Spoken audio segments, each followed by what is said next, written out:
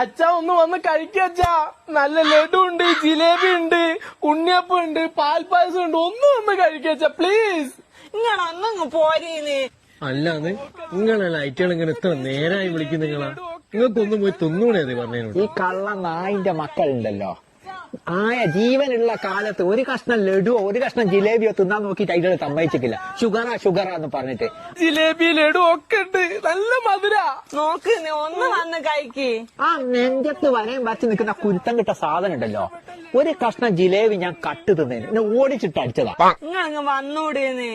ഇന്റെ മുഖം ഒന്ന് നോക്ക്, പാവ ഉണ്ടാവും. ഓളെ കണ്ടില്ലേ? ഓളെയൊക്കെ ഏതാ സാധനം എന്നറിയോ? ഇങ്ങ് പോരെ അതിലേക്ക്.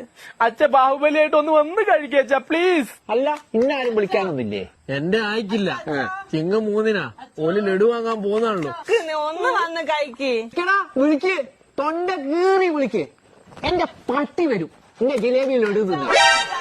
എന്റെ പൊന്നു മനുഷ്യന്മാരെ, ഞങ്ങൾ ആത്മാക്കൾക്ക് നിങ്ങളോടൊരു അപേക്ഷയുണ്ട്. ജീവിച്ചിരുന്ന കാലത്ത് ആ ഇഷ്ടമുള്ള ഭക്ഷണങ്ങളൊക്കെ തന്നിട്ട് സന്തോഷത്തോടെ അങ്ങ് യാത്രയാക്കിയിട്ടുണ്ടെങ്കിൽ ലാസ്റ്റ് കിടന്നിട്ട് ഈ കൈമുട്ടി അച്ചാവ എന്ന് പറയണ്ട എന്തെങ്കിലും ഒരു ആവശ്യമുണ്ടോ?